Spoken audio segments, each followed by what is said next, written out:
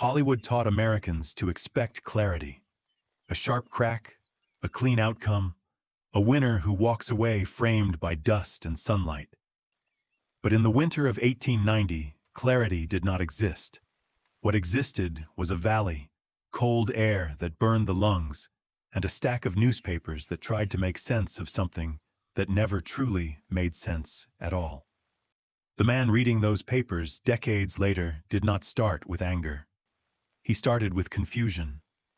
The headlines promised reassurance.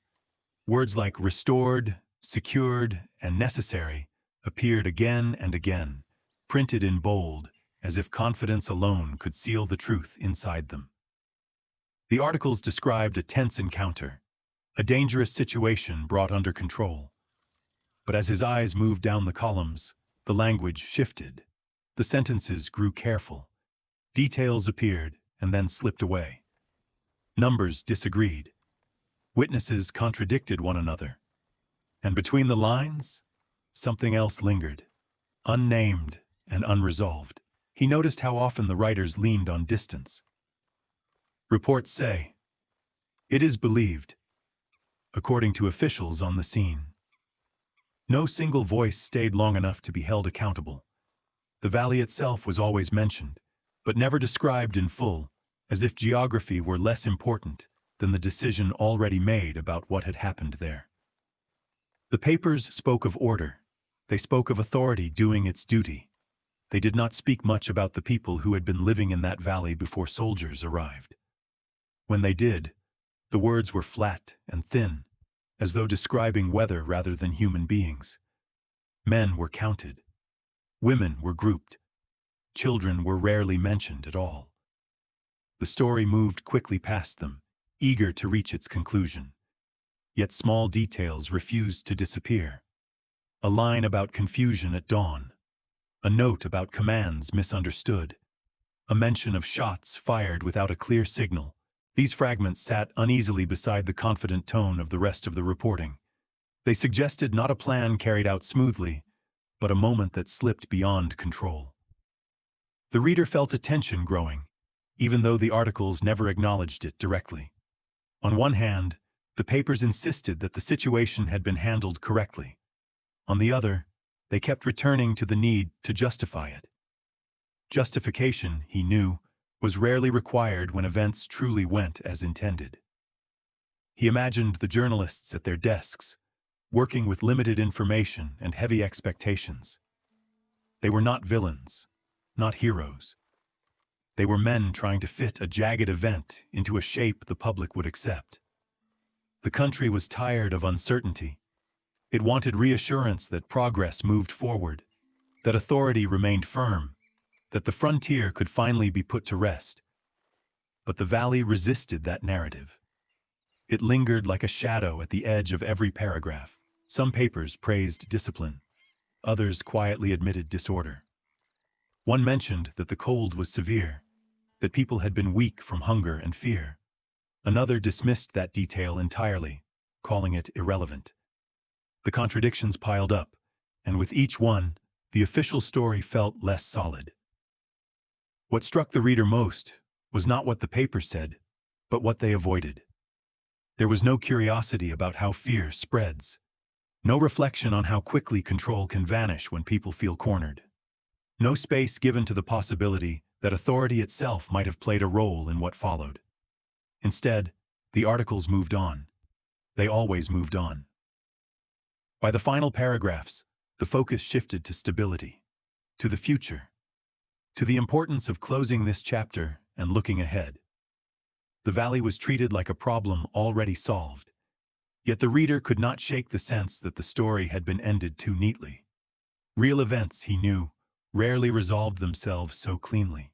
When language becomes polished too quickly, it often hides something rough underneath. He folded the papers and set them aside, aware that he was holding not just old ink and paper, but the first layer of a much deeper silence. What happened in that valley was already being smoothed down, reshaped into something easier to carry. The official version had been printed, circulated, and accepted before the ground had even fully thawed. And somewhere beneath those headlines, Beneath the calm words and careful omissions, the truth waited. Not dramatic, not heroic, just unfinished. Years before the valley became a headline, the pressure had already settled over the plains like a long, slow wait. It showed up in meetings that ended with forced smiles, in promises repeated so often they began to sound hollow, and in the quiet math of survival. How much land remained? How much food could be grown? How many winters could still be endured? American officials spoke in the language of progress. They said the country needed clear borders, steady roads, and predictable rules. On paper, it sounded reasonable. But for the Lakota, the cost of that progress was not abstract. It was measured in miles of land taken, in hunting grounds closed off, and in families pushed into smaller and smaller spaces. Treaties had been signed with formal words and official seals. They were supposed to set boundaries and protect rights. Yet again and again, those lines were redrawn. When newcomers wanted land, the rules seemed to change. When officials wanted control, agreements were treated like suggestions instead of promises. Each time it happened, trust broke a little more. Many Americans far from the plains did not see it. They read short updates in papers and moved on with their day. They heard that the Indian problem was being handled. They were told the West was being settled, made safe, and brought into the nation's future. Few paused to ask what settled meant for the people who had already been there. The discovery of gold added fuel to an already tense situation. Gold brought prospectors, then camps, then towns, then demands for access and protection. Once money entered the picture, patience disappeared. The government faced loud pressure from settlers and business interests. Local leaders wanted stability, and stability often meant forcing quick decisions on communities that had already been pushed to the edge. The Lakota did not have the power to influence newspapers or political speeches. They were expected to accept each new change and still remain calm. They were told to adapt faster, to rely on limited supplies, and to obey rules that did not seem designed for their survival. Hunger and uncertainty did not create rebellion on their own, but they created fear. And fear, when ignored, tends to grow. At the same time, many federal agents and soldiers were working under their own strain. Some believed they were keeping peace. Some believed they were preventing violence before it started. Others simply followed orders and tried not to think too far ahead. Their pay was low, the conditions were harsh, and the distance from home made small problems feel bigger. Misunderstanding was common, and mistrust was everywhere. The tension became worse when spiritual hope began to spread among Native communities. The ghost dance movement promised renewal, a return of strength, and an end to suffering. For many Lakota families, it was not about conflict. It was about holding on to dignity when everything else was being taken away. It was a way to say, "We are still here," even if the world treated them as if they were supposed to vanish. But many officials saw the ghost dance differently. They saw gatherings they could not control. They saw songs and prayers they did not understand. They heard rumors that fear turned into warnings. Some agents sent urgent messages to Washington, describing the movement as dangerous. Newspapers and politicians repeated those concerns, and the story grew more alarming each time it was told. In that climate, small events could become triggers. A misunderstanding at a checkpoint, a rumor about weapons, a leader's words misquoted or twisted. The more nervous people became, the more they assumed the worst about the other side. Settlers feared attacks. Lakota families feared arrests or forced moves. Soldiers feared being surprised. Agents feared being blamed. The Lakota were also dealing with the loss of leaders and the constant threat of being treated as criminals for simply trying to live. Some leaders tried to cooperate, hoping it would protect their people. Others warned that cooperation had not worked before and would not work now. Even within families, there were arguments. Some wanted to stay quiet and avoid trouble. Others believed that silence was already destroying them. By late 1890, The situation was packed tight, with no room to breathe. Officials wanted the ghost dance stopped. They wanted weapons collected. They wanted leaders under control. The Lakota wanted safety, food, and respect for agreements that had been signed. They wanted to be treated like human beings, not like a problem on a report. The tragedy that followed did not come from one cause. It came from years of broken trust, from land taken piece by piece, from the pull of gold and the push of politics, and from fear fed by rumor and distance.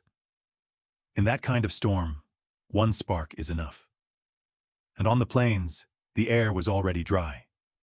The morning did not arrive with drama. It came quietly, with frost clinging to the ground and breath turning visible in the air. The camp in the valley was already awake when the soldiers appeared, their movements steady, their expressions controlled. From a distance, it might have looked orderly, even routine. That was how many such encounters had begun before. The people in the camp were tired. They had been moving for days, following instructions that changed as often as the weather. Some believed this stop would be temporary. Others sensed it would not. Children stayed close to their families. Elders watched carefully, reading the tension in small gestures rather than words. The soldiers said they were there to maintain calm. They said they needed to collect weapons, to make sure nothing unexpected happened. Their voices were firm but polite, trained to sound reasonable. Some even tried to joke, as if humor could smooth the edge of the moment. On the surface, it almost worked. A leader stepped forward, speaking slowly, choosing words meant to keep everyone steady. He had seen enough broken promises to know that fear could make things worse. He wanted cooperation, not because he trusted the process, but because resistance had only brought suffering before.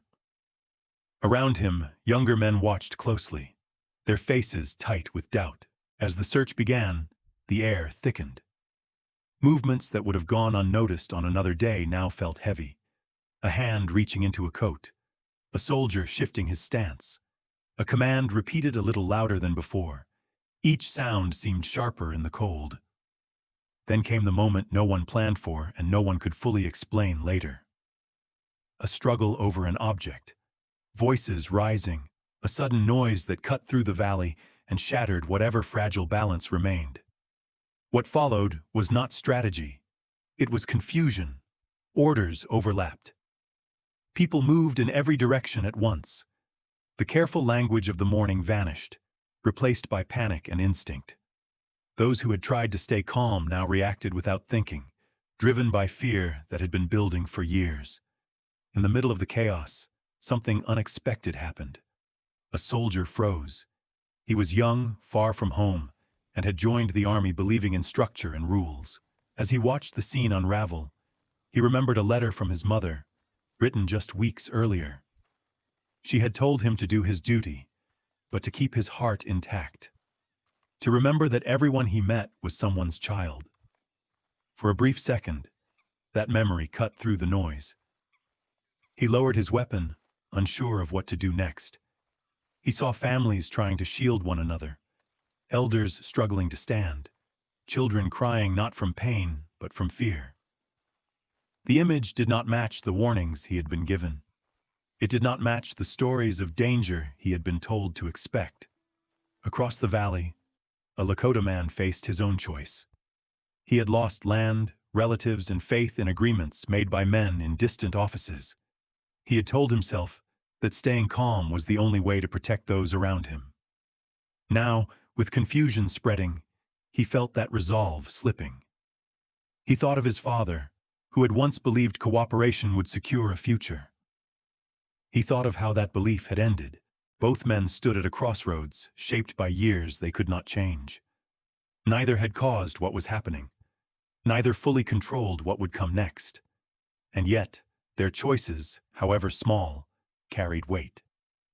The moment passed too quickly. The noise returned. Control did not. Fear moved faster than reason, and once it did, there was no clear way to stop it. What unfolded afterward was later described with words like incident and engagement, terms that made it sound contained and deliberate. But those who were there knew better. They knew it was not a planned action or a fair contest. It was a collapse, a chain reaction fed by mistrust, exhaustion, and the pressure of expectations placed on people who had no room left to bend. When the sounds finally faded, the valley felt altered. Not just quieter, but heavier. The cold seemed sharper, the sky wider and more distant. Survivors stood in shock, trying to understand how quickly everything had changed. Later accounts would debate details. Who moved first?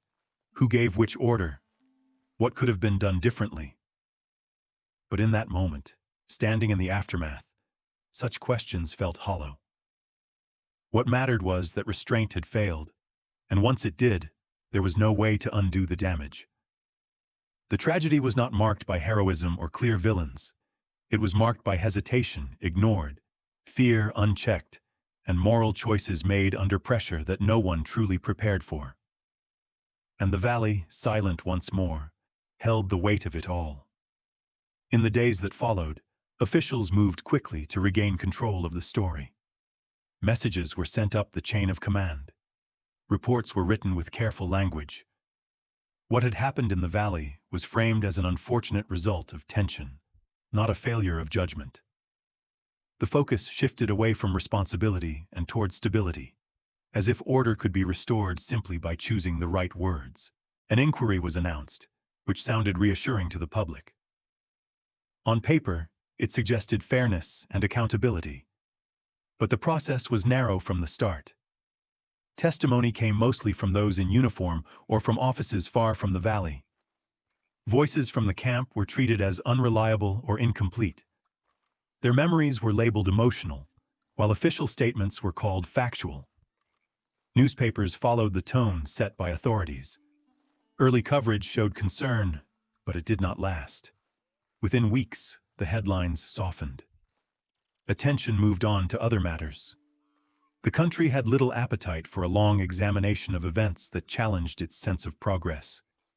Readers wanted closure, not complication. The soldiers involved were not publicly blamed. Some were even praised for maintaining control in a difficult situation. Awards were given for service, reinforcing the idea that the outcome, however regrettable, had been justified. The message was clear. The system had worked as intended. For the Lakota, the aftermath felt very different. Families tried to rebuild with fewer resources and less trust than before. Promises of aid arrived slowly or not at all. The fear that had existed before the incident did not fade. It deepened. Cooperation no longer felt like protection. Silence became a way to survive. Federal agents reported that calm had returned. They noted fewer gatherings, fewer complaints, fewer signs of resistance.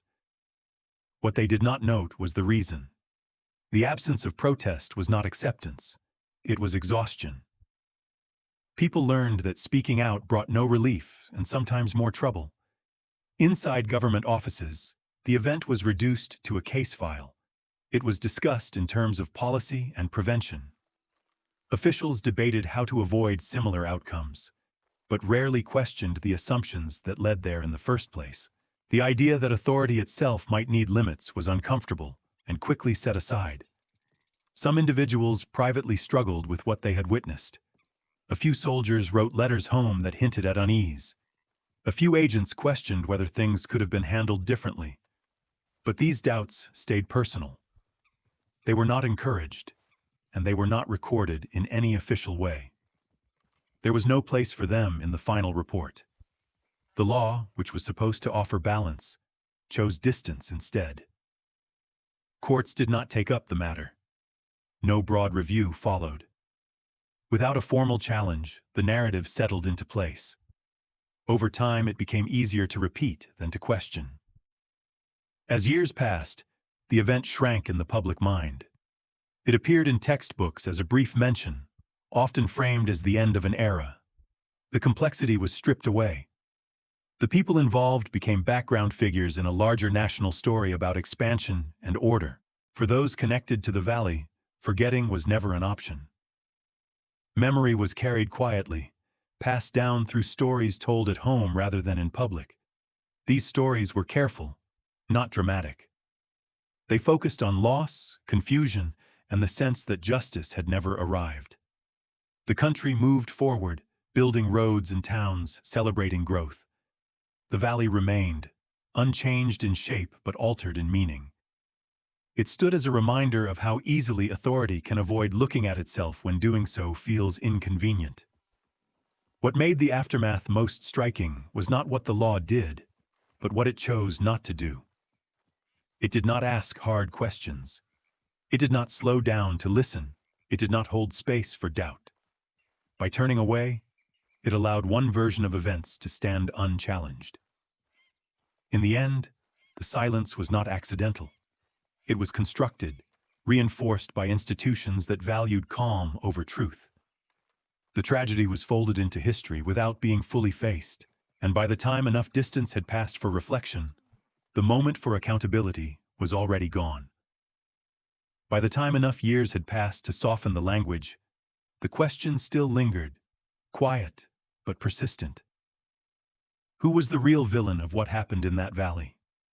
History offered an easy answer, wrapped in official tone and settled conclusions.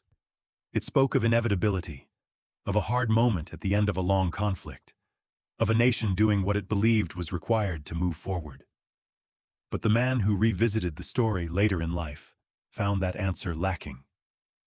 He had grown up accepting the familiar version, the one taught in brief lessons and summarized in a few lines. Only when he slowed down did the cracks appear. Not cracks of chaos, but of convenience. The kind that form when uncomfortable truths are smoothed over rather than examined. He noticed how often responsibility was spread so thin that it disappeared. No single order, no single person, no single decision was blamed. Instead, the event was treated like bad weather, something that simply arrived and passed. That framing made it easier to avoid judgment, but it also erased choice. And without choice, there could be no accountability.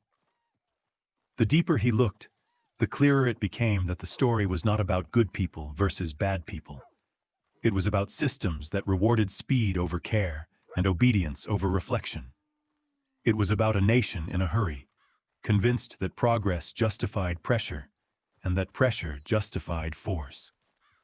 The villain, if there was one, did not wear a single face. Authority played its role, but so did distance. Decisions were made far from the valley by people who would never feel the cold there, or hear the fear in unfamiliar voices. Language turned human lives into problems to be solved. Once that happened, it became easier to accept outcomes that would otherwise feel unacceptable. There was also silence. Silence from those who knew something had gone wrong, but felt powerless to challenge it. Silence from institutions that could have asked harder questions, but chose calm instead. Silence that allowed one version of history to settle into place while others faded from view. Yet the man did not see the story as one of pure failure. He saw it as a warning left unfinished. A reminder that progress without humility can become blind. That law without listening can lose its purpose. That peace declared too quickly often hides unresolved harm. What unsettled him most was how familiar the patterns felt. Different century, different setting, but the same habits repeated. Fear labeled as necessity, control framed as protection, voices dismissed because they were inconvenient. The past, he realized, was not as distant as it seemed. The valley itself remained unchanged on maps, just another name among many. Travelers passed nearby without knowing what had happened there. That too was part of the legacy. Forgetting was not forced, it was allowed. And what is allowed tends to repeat. He wondered what history would look like if it were written with more patience, if it made room for doubt, if it admitted that nations, like people, can be wrong even when they believe they are right. Such a history would be harder to tell, but it would also be more honest. The real villain, he concluded, was not a single group or moment. It was the refusal to look closely when looking closely mattered most. It was the comfort found in simple stories when reality was complex. It was the choice to move on without understanding what was being left behind. As he closed the last book and stepped away from the records, one thought stayed with him. History does not ask much of the living. It only asks that they listen when the past speaks softly, because it rarely raises its voice twice.